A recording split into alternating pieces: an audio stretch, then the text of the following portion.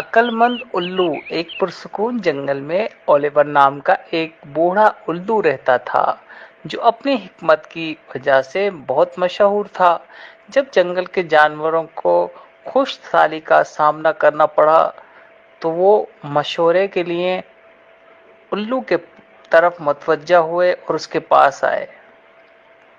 بوڑھے الو نے ان کو بہت اچھا مشورہ دیا کہ وہ ایک نیا کنواں کھودنے کے لیے مل کر کام کریں اور مسلسل اس کے اوپر کام کریں۔ ان کے مشورے کے بعد جانوروں نے کامیابی سے کنواں کھودا اور پانی تلاش کر لیا۔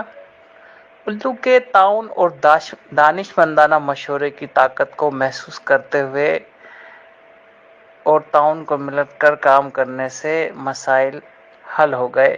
تو اس طرح